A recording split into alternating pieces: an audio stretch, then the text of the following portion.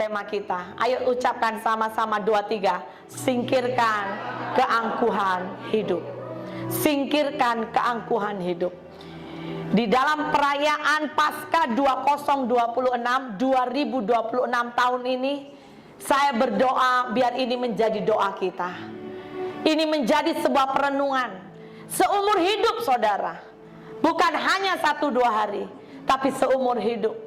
Yaitu apa? Ayo kita singkirkan keangkuhan hidup. Saya mau ajak kita buka Alkitab saudara. Buka sama-sama 1 Yohanes 2 ayat 16 hingga 17.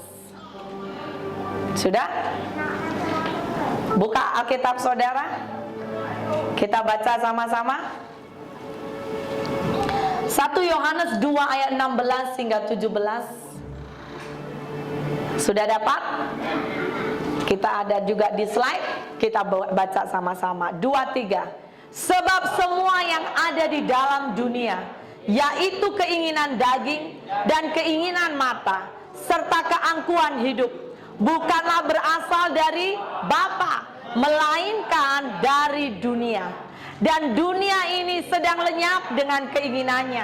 Tetapi orang yang melakukan kehendak Allah akan tetap hidup selama-lamanya. Saudara perhatikan tadi di ayat yang ke-16 dikatakan bahwa semua ini ada di dunia. 3 perkara ini, ya. Kalau orang sering pakai bahasa 3 tahta, harta, wanita, ya kan? Bukan wanita saja ya, lelaki juga ya. Karena hari-hari ini di dunia akhir zaman, wanita-wanita juga seringkali punya banyak selingkuhan, betul nggak? Katakan kanan kiri, bukan kamu, ya, di luar sana. Lelaki banyak selingkuhan, itu biasa, ya kan? Tapi satu hal sebetulnya sumbernya dari mana? Akarnya dari sini. Perhatikan bahwa keangkuhan hidup. Sama-sama katakan keangkuhan hidup. Paskah bicara kemenangan saudara. Ada amin? Kemenangan Yesus di kayu salib atas iblis. Kemenangan yang dimana oleh darah anak domba kita jadi dilayakkan. Kita bahkan dipindahkan. Harusnya siapa yang hari Jumat ikut tengok movie The Passion of the Christ? Siapa yang nggak nangis? Ya, berkali-kali ketika saya melihat movie itu memang nggak tahan. Bukan karena secara manusia, tapi saya percaya ini juga berimpact sekali. Yaitu apa? Roh kita begitu sangat-sangat ditegur. Betul nggak saudara? Betapa besar pengorbanan Yesus. Kalau orang merayakan Christmas, wow, ya, begitu sangat apa ya? Seringkali semacam kayak glamour ya, wow besar. Tapi sebetulnya saudara, kekristenan itu puncaknya bila Paskah. Kalau Yesus nggak mati di kayu salib, kalau Yesus nggak bangkit untuk Anda dan saya, kita tidak perlu hidup kudus. Setuju saudara? Amin, haleluya. Ya, memang betul. Hidup ikut jalan Tuhan tidak mudah. Hidup ikut firman Tuhan tidak mudah. Kenapa? Karena sekali lagi memotong kedagingan kita. Seringkali kita akan daging bahkan berontak. Kenapa begini Tuhan? Kenapa begitu? Tanpa kita sadari saudara, itu baik buat kita. Ada amin? Katakan kanan kiri, kalau diproses itu baik buat kamu. Betul saudara? Kalau kita diproses itu baik buat kita. Ada amin? Yang setuju katakan amin. Goyang-goyang dulu apinya. Ayo katakan amin, amin, amin. Mana apinya tadi? Habis sudah ya. Ayo katakan amin. Ya. Saya berdoa saudara gak anggap remeh ya. Itu yang namanya api. Saya berdoa saudara ketika engkau pegang itu sebagai refleksi. Masih gak ada api dalam hidupku. Kenapa? Karena di hari terakhir, sebagaimana gambaran 10 gadis, ada 5 gadis bijak dan ada 5 gadis bodoh. Saudara renungkan, itu seringkali menggetarkan saya. Di hari terakhir sama-sama nunggu mempelai, tetapi ada 5 gadis yang bijak saja. Perhatikan, 5 gadis yang bijak saja yang boleh masuk di dalam pesta. Saudara, hari-hari ini kita tahu bahwa kehidupan mengerikan luar biasa. Saya berdoa biar kita juga menjadi bagian seperti 5 gadis yang bijak. Ada amin? Kita harus punya api. Pelita kita jangan sampai tak menyala. Kita harus masih punya minyak di detik terakhir. Makanya tidak cukup kalau kita menyembah, kita doa dengan gaya tradisi yang lama. Saudara harus cari Tuhan sampai kedalaman. Ada kalanya engkau gak usah malu kalau menangis. Katakan amin. Katakan amin. Mungkin engkau di keluargamu, engkau digerakkan ya, engkau masuk ke bilik, dan mungkin beberapa keluargamu nggak ngerti. Dia berkata, kenapa sih harus doa? Kenapa sih harus begini? Saudara, ketika engkau mengalami cinta dengan Tuhan seperti Daud hari itu berkata, yaitu apa? Seperti hatiku dan rohku dibakar, kayak ada api. Yesaya berkata, itu seperti ada bara api di dalamku. Seringkali orang gak ngerti di sekelilingmu, itu biasa. Katakan kanan kiri, itu biasa. Itu biasa, saudara. Ketika hatimu tiba-tiba mengalami jatuh cinta dengan Tuhan, orang lain gak ngerti kenapa engkau harus tersungkur, engkau harus berlutut, engkau harus menangis. Ada banyak orang gak ngerti, karena itu sebuah apa? Hubungan intim dengan Dia. Ketika engkau mungkin datang ke gereja, saya nggak tahu beberapa saudara ya, hatimu tuh seperti kayak bergelora ditarik. Saudara tahu nggak? Saudara jaga itu, karena sejujurnya saya mau bagi tahu, nggak semua orang bisa menangkap gelora cinta Tuhan. Engkau masuk saja dan engkau boleh rasakan Tuhan. Engkau merindukan Dia ketika engkau bangun pagi. Hari-hari ini sejujurnya Tuhan itu betul-betul sering bangunkan saya awal pagi, saudara. Biasa saya bangun hanya doa jam 5 ya, jam 4, jam 5. Tapi sering kali sejujurnya daging saya pun sedang berlatih. Jam 2 bangun berdoa, tiba-tiba jam 2:30 buka mata, aduh masih jam 2:30. Tapi saya tahu kalau Tuhan membuat saya bangun, pasti Tuhan mau saya doa. Saya mulai bangun. Saudara, kalau engkau dibangunkan tengah malam, seperti tidak dari kebiasaanmu, jangan lanjut tidur lagi, amin. Siapa tahu Tuhan rindu engkau.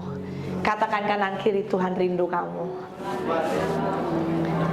Tuhan rindu kamu. Ya, dia itu seperti berbisik di telinga dating, pacarnya. Saudara tahu pacar ya, kekasihnya. Dia berkata, bangun, I miss you. Wah, itu luar biasa, macam heaven in the earth, ya kan? Seperti sorga di bumi. Saudara nggak akan lagi ingat masalahmu lah. Kenapa? Karena Dia sudah menggetarkan yang paling dalam hidupmu. Sekali lagi saya kembali, saudara, dengar satu hal. Tuhan kuatkan, ingatkan saya. Ayo sama-sama, yaitu apa? Kita beresi sebuah keangkuhan hidup. Keangkuhan hidup membuat Saul yang bisa dari atas jatuh, saudara. Keangkuhan hidup yang menjadikan Esau, saudara tahu ya, saya berdoa saudara baca Alkitab ya. Esau yang harusnya dapat hak kesulungan, tetapi hari itu Esau pun memandang rendah hak kesulungan. Ketika dia sudah lewat, hak kesulungan diambil oleh Yakub, dia nangis habis-habisan. Tidak ada lagi kesempatan kedua. Bapak, Ibu, dan Saudara, ayo kita beresi hari-hari ini keangkuhan hidup. Setiap kita punya level berbeza-beza keangkuhan hidup. Saya juga sama, kita masih manusia. Seberapa tinggi, seberapa dalam sih keangkuhan hidup kita? Kebanyakan sejujurnya kita sendiri yang kenal, betul nggak? Ayo kita beresi, kita rendahkan hati kita. Sebagaimana Yesus, Dia yang mulia, Dia yang kudus, Dia yang suci, tapi Dia rela turun menjadi manusia. Bahkan bukan hanya menjadi manusia, tapi Dia rela sampai mati di kayu salib. Dia selesaikan rancangan Bapa atas hidupnya. Saya tidak tahu destiny kita masing-masing berbeza. Engkau dipanggil dengan cara berbeza-beza. Saya nggak tahu, mungkin kau dipanggil Tuhan dengan cara sakit disembuhkan, dapat mujizat, atau dibawa kawan, atau dikunjungi mimpi, atau dikunjungi kasih penglihatan, apapun termasuk karena keturunan. Tapi satu hal, belajar ngucap syukur. Ada amin? Karena Tuhan punya destiny dalam hidupmu. Aku dulu dipaksa lah, mamaku, bapakku mau pergi gereja, bersyukur. Katakan amin. Karena kadang daging perlu dipaksa, saudara, untuk terima sebuah keselamatan. Ya, anak, hai, Fazli, ya biasa, it's okay, Fazli, ya, thank you, Pastor. Saya percaya contoh ya, anak-anak kecil, ya, anak-anak ini mulai diajar melayani, selalu berdiri. Mungkin ada kalanya hipenak lah, ya kan? Ya betul nggak saudara? Tapi saya mau berkata, it's good, itu baik. Keangkuhan hidup sekali lagi itu membawa kepada hal yang mengerikan, saudara. Sebab apa? Karena sejak di Taman Eden, Lucifer jatuh karena sombong, karena keangkuhan hidup. Itu dia dulu malaikat penyembah. Makanya termasuk WL ya, semua kita yang melayani hati-hati. Kalau sudah masuk pelayanan, hati-hati untuk jaga hati. Karena hembusan Lucifer itu kemana-mana. Lucifer itu menghembuskan kesombongan. Ketika hari itu Lucifer melihat, wow, Allah ini kok luar biasa ya. Sehingga apa? Dia mau sama seperti Allah. Dia lupa bahwa dia ciptaan Allah. Sehingga dia hembuskan lagi kepada siapa? Hawa. Siapa yang tahu hari itu? Kenapa Hawa jatuh dalam dosa? Kenapa? Jangan cakap ya, pasukan CSI jawabannya karena makan apple. Jangan ya. Itu di luar saja. Kenapa hari itu Hawa jatuh dalam dosa? Kenapa? Iya, tipuan ular, tipuan si iblis. Ular hari itu menjelma jadi ular, iblis menjelma jadi ular. Iblis apa? Menipu si Hawa. Si Hawa ditipu, kenapa? Kenapa saudara kena tipu? Tahu nggak kenapa? Karena sebetulnya si Adam yang mendengar perintah dari Allah, jangan makan buah itu. Dan Adam bagi tahu ke Hawa. Nah hari itu Hawa kurang punya pondasi firman. Istilahnya dia pondasinya nggak kuat. Sehingga hari itu ketika iblis dengan menjelma menjadi ular, memutarbalikkan fakta. Hati-hati, dia putar balikkan. Loh Tuhan kan berkata, Hawa berkata, kalau makan nanti mati. Iblis jawabnya apa? Oh nggak mati, nggak mati. Tapi kamu bisa seperti Allah loh. Kamu boleh tahu segalanya. Hawa, hati-hati kelemahan Hawa. Pengen tahu segalanya, betul nggak? Katakan Hawa, hati-hati kelemahanmu. Pengen tahu segalanya. Kadang-kadang kalau pengen tahu segalanya itu lebih berbahaya, betul nggak saudara? Lebih bagus kalau Tuhan singkapkan kita tahu. Kalau nggak disingkapkan nggak usah tahu. Ya, hari itu Hawa terpancing, dia ingin tahu segalanya.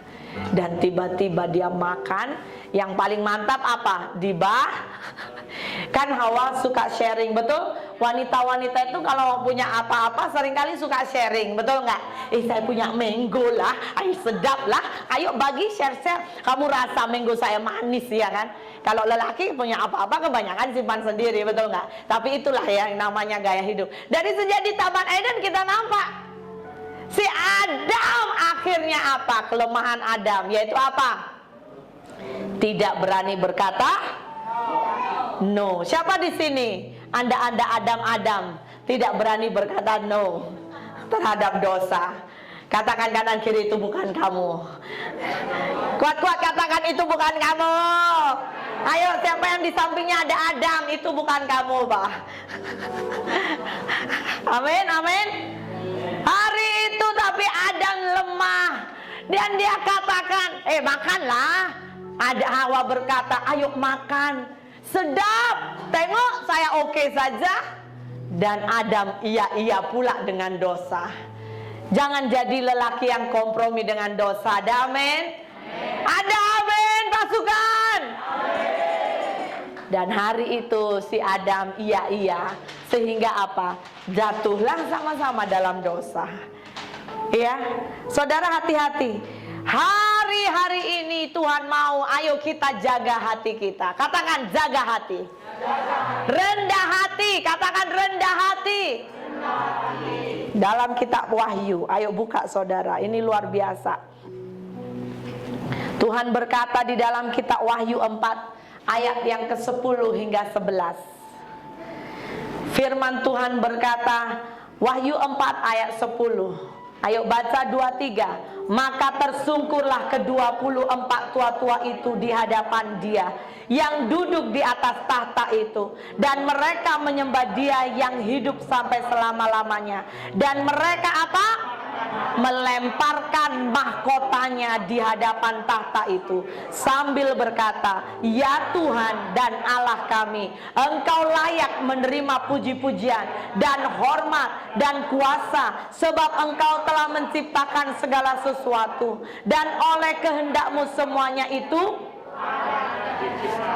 Ayat 10 berkata bahwa semua mereka melemparkan mahkotanya.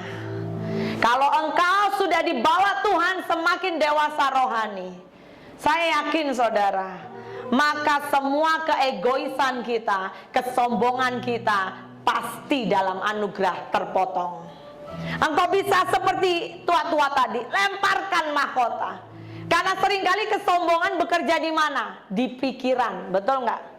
Aku nggak bisa disalahkan.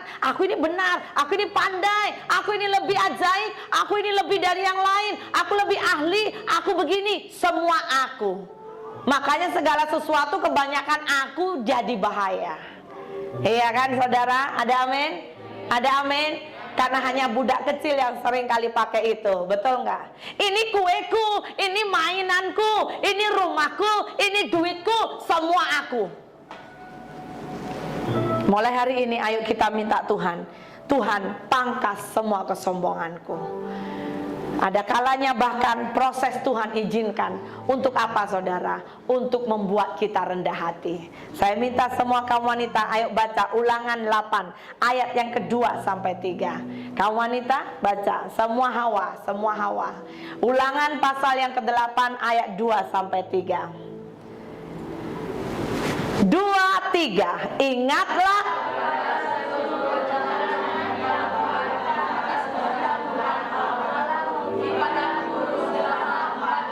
dengan maksud apa?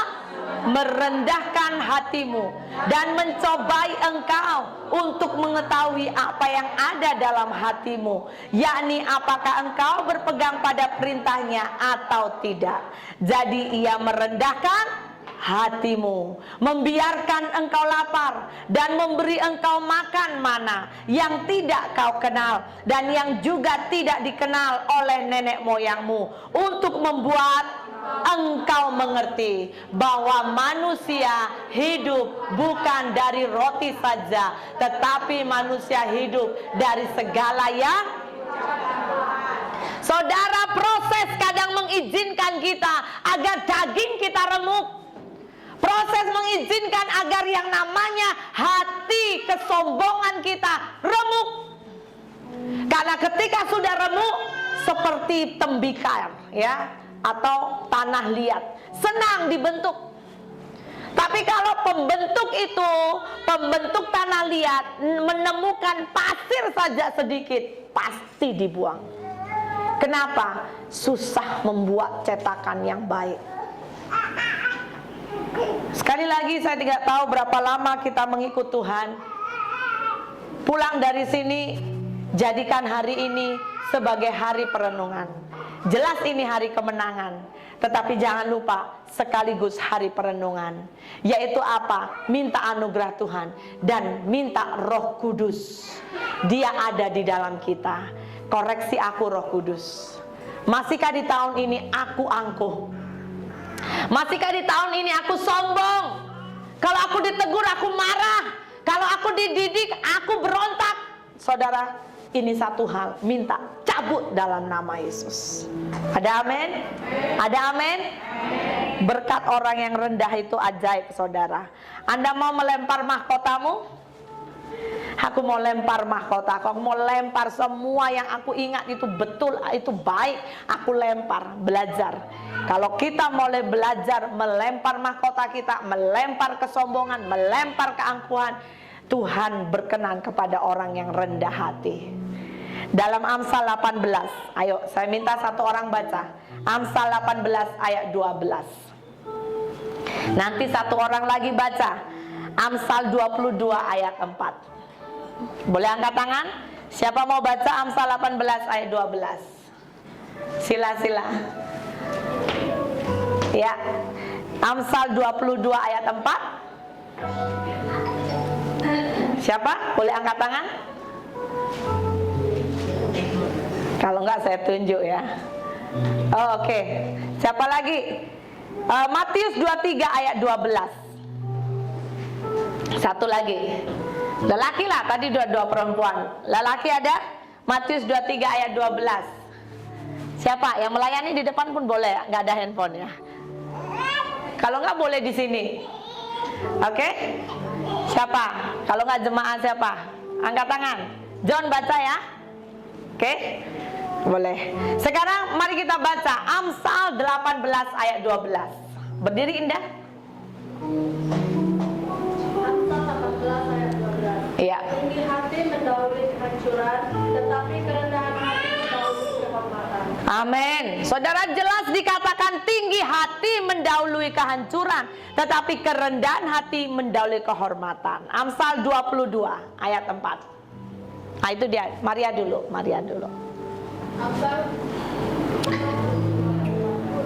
Amsal 22 ayat 4. Amsal 22. Pakai mic lah, sudah dibagi mic. Nah, Amsal 22.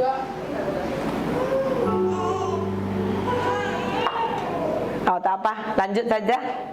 Amsal 22 ayat 4. Ganjaran kerendahan hati dan takut akan Tuhan adalah kekayaan, kehormatan dan kehidupan. Amin. Kita baca ya, ini luar biasa. Ganjaran kerendahan hati dan takut akan Tuhan adalah kekayaan, kehormatan, dan kehidupan. Sekali lagi, 3 ganjaran. Semua sebut 1, 2, 3. Kekayaan, kehormatan, kehidupan. Cari kawan di sebelahmu, cakap. Ganjaran orang rendah hati, kekayaan, kehormatan, kehidupan. Oke, berbalik. Berbalik di orang di belakang saudara. Ganjaran orang rendah hati adalah apa? Kekayaan, kehormatan, kehidupan. Ada amin? Tanya jiranmu, mau rendah hati? Amin. Matius 23 ayat 12. Ayo, sila berdiri. Ya.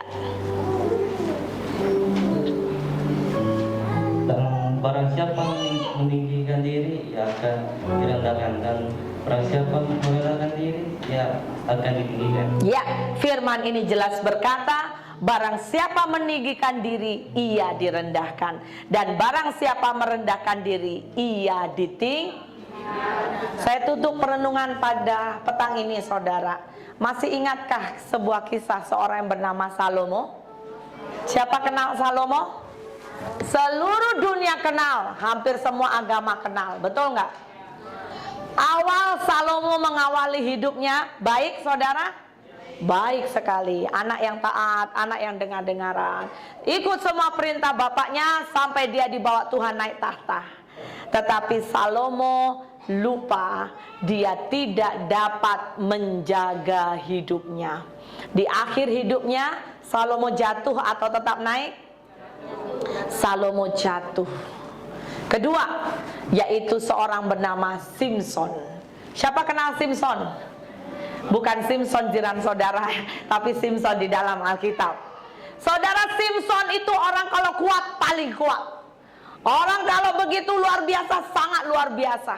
Dari sejak kandungan pun ibunya menghamil atau hamil dia pun jumpa malaikat. Malaikat mengajari, jangan kena pisau cukur, jangan minum anggur, jangan begini banyak. Kenapa? Karena Simson adalah pilihan Tuhan. Saudara, saya nggak tahu sekali lagi kisah hidup saudara. Waktu engkau lahir atau masa baby, ada nggak pengalaman khusus? Mungkin engkau hampir mati, tapi tiba-tiba dibuat Tuhan hidup. Dengar, berarti engkau punya panggilan khusus. Jaga hidupmu. Kenapa? Karena nampak sekali sejak kecil iblis sudah mengejar engkau. Saya sering menjumpai beberapa orang, kalau saya duduk dan kisah hidupnya itu saya bilang, saya sampai bisa menggegar. Tapi dia merasa santai-santai saja. Saya bilang, wah, kisah hidupmu macam ini, kamu hati-hati ya. Maksudnya kamu harus hidup sungguh-sungguh. Kalau nggak iblis kejar kamu sampai kapanpun. Dan dia berkata, oh iya Kak Pastor. Ya, ada banyak orang kita tidak menyadari. Saudara, ayo mulai buat perenungan. Bagaimana kisah hidupmu? Selama ini hidupmu aman atau engkau sering dikejar oleh iblis? Karena ketika terangmu itu begitu shining, dengar, terang bicara urapan. Kadang di antara orang Kristen nggak ngerti dia sendiri ada urapan, makanya dia nggak jaga hidupnya, sembarangan hidup, seperti Simson. Orang yang diurapi oleh Tuhan, engkau tidak boleh sembarangan hidup. Kalau engkau tahu ada urapan di dalam hidupmu, engkau sedang apa saudara? Nggak bisa dipungkiri, terangmu membuat iblis nggak tahan dalam hidupnya. Iblis pasti ngejar engkau. Masih ingat pencobaan Yesus waktu dia di padang gurun? 3 kali Yesus dicobai. Nampaknya Alkitab berkata, ya kan, iblis kalah. Tapi ayat yang di bawah berkata, iblis menunggu waktu yang tepat. Iblis gak pernah give up. Siapa di sini engkau jadi orang Kristen suka give up? Ada masalah, gak usah ke gereja lah. Ada masalah, gak usah doa lah. Adalah begini, aduh give up. Padahal saya mau berkata ya, dengar, iblis itu gak pernah give up. Dia selalu cari celah untuk habisi hidupmu. Apa yang saya mau share? Saya tutup dengan ini. Jangan kita punya roh Simson. Kenapa? Karena Simson gak sadar, Salomo sama gak sadar. Dia gak pernah beresi keangkuhan hidup dalam dirinya. Dia gak pernah beresi kesombongan di dalam dirinya. Kesombongan itu akar segalanya. Kesombongan menjadikan kita mudah cinta duit. Kesombongan menjadikan kita nggak bisa untuk menghormati otoritas di atas kita. Kesombongan itu tanpa kita sadari, kalau kita nggak habisi, itu menggerogoti hidup kita, bahkan membuat kita bisa one day jadi pemberontak.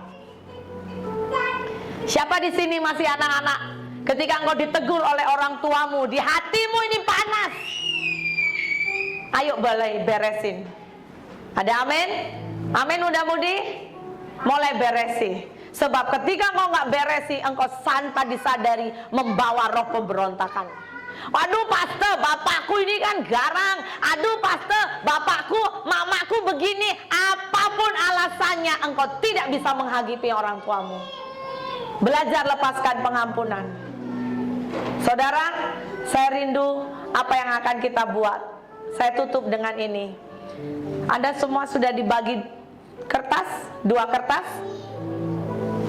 Kalau Anda yang belum dapat, boleh angkat tangan, nanti Asher akan bagi. Angkat tangan saja. Siapa yang belum? Di depan ada 1, 2, 3. Ya udah, kita semua yang melayani ya, di depan semua yang melayani. Oke. Sudah disediakan box, mungkin letak di kanan dan kiri ya. Siapa nggak ada pena, nanti bagi tahu. Tapi saya tuntun dulu, apa sih itu tujuannya? Hari ini kita akan membuat sebuah tindakan iman, saudara. Sekali lagi, ini tindakan iman. Ini hanya Anda dan Tuhan yang tahu. Paper pertama atau kertas pertama, saudara tolong isi, yaitu apa? Kerinduan apa yang Tuhan mau cabut di dalam hidupmu. Ya, khususnya berhubungan dengan kesombongan. Ya, kalau saudara masih ingat dalam beberapa minggu yang lalu kita belajar di tempat ini gada besi. Saya berdoa terus bereskan ya saudara. Please, saya sangat dorong. Kami juga beresi TPU kita. Jangan sampai kita nggak sadar ya. Ada banyak yang namanya ekor iblis yang masih mengikat kita. Kita nggak sadar. Makanya kita susah merdeka di dalam Tuhan. Kertas pertama isi itu ya. Apa yang menjadi kecenderungan ya, saudara kenal lah ikatan, kecenderungan, kedagingan yang negatif. Saudara daftarkan ya, nanti masukkan ke box. Mana boxnya?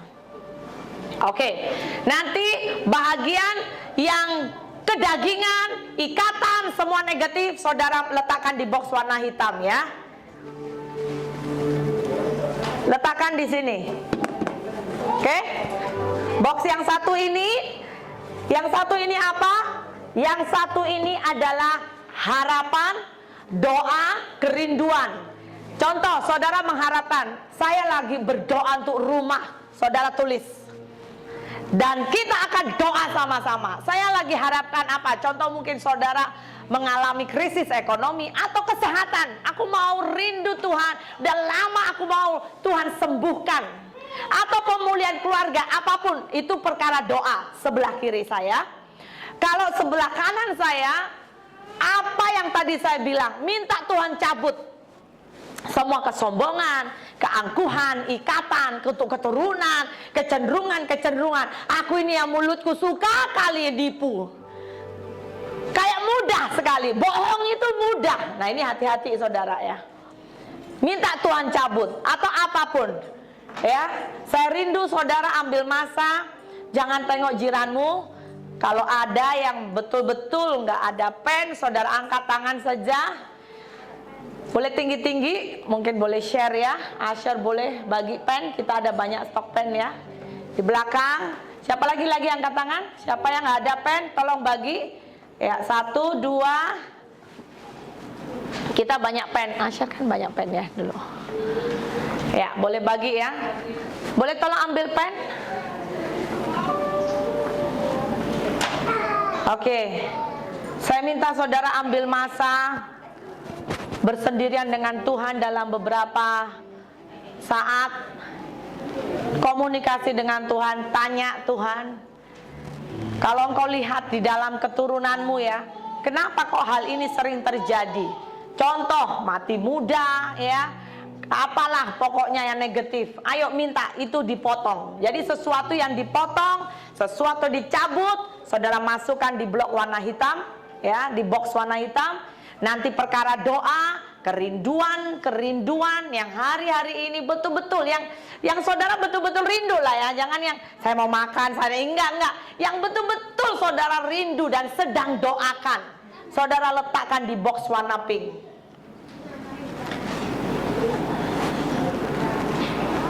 Sudah? Isi dulu. Belum ada paper. Oh.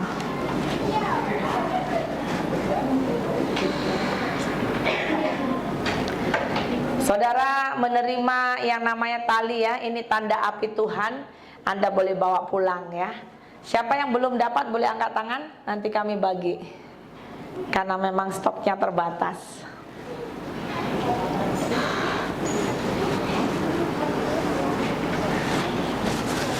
Bagi dulu supaya boleh mengiringi saya menyanyi. Sila isi ya saudara. Fokus, setiap saudara fokus. Ayo ada pen. Oh nanti share. Siapa yang sudah nanti share.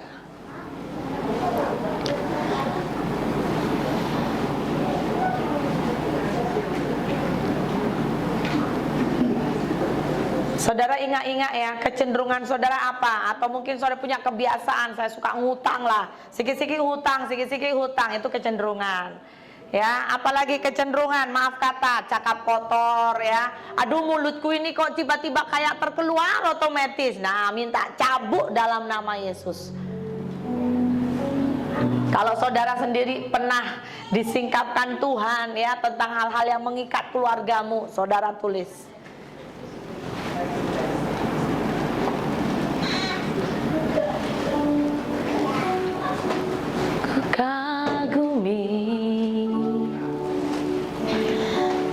caramu meniku, kau ada di setiap proses hidupku.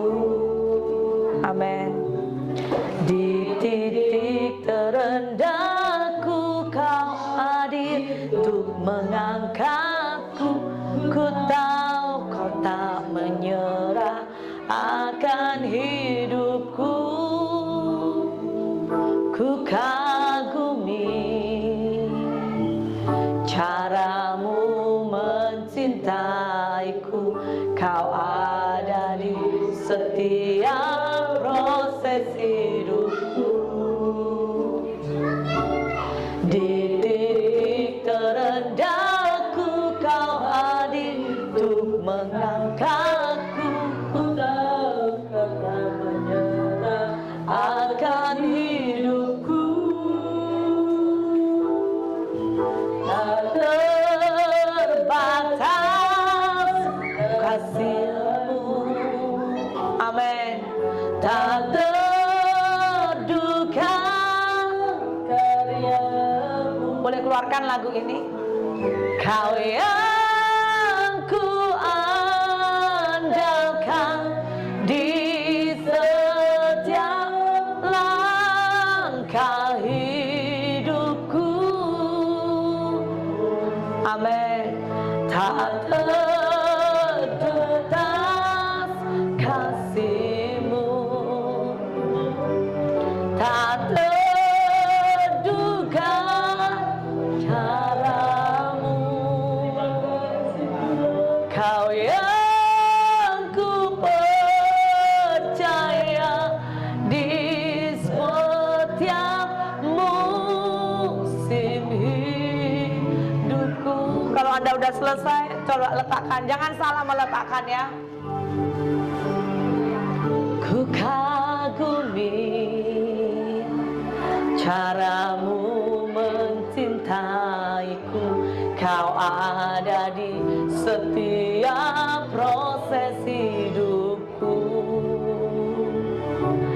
Di titik terendahku kau hadir untuk mengangkatku. Ku tahu kau tak menyerah atas hidupku. Ku kagumi caramu mencintaiku, kau ada di setiap proses hidupku. Di titik terendahku kau hadir untuk mengangkatku. Ku tahu kau tak menyerah atas hidup. Saudara, sekali lagi tulis sepuasnya. Kita akan bawa doa. Amin. Oh, tak terduga caramu,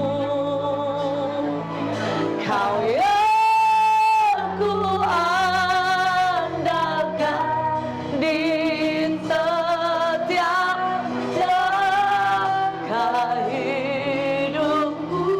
Oh, tak terbatas kasih-Mu. Terima kasih Tuhan. Tak terduga caramu. Yes Lord. Sayangku percaya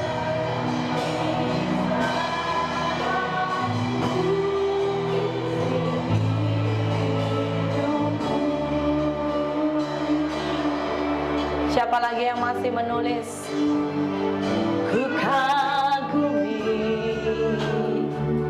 caramu mencintaiku, kau ada di cerita proses hidupku. Di titik terendahku kau hadir untuk mengangkatku. Ku tahu ku tak menyerah akan hidupku.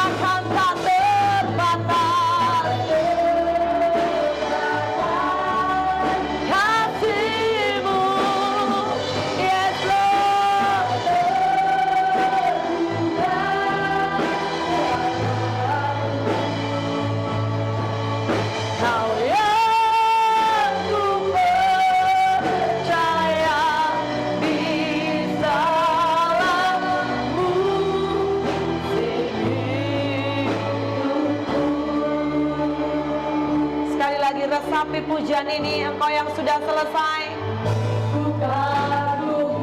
Mari angkat ini sebagai penyembahan kita.